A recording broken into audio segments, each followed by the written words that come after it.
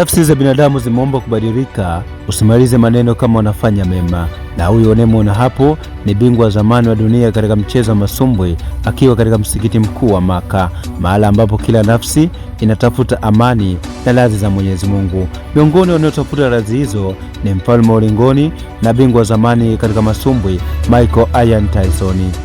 Anaonekana akiwa amevua ukubwa wake uringo na kuvaa unyenyekevu wa ihramu, tayari kwa ibada ya umra, akiwa katikati ya mamilioni ya waumini ndani ya msikiti huu.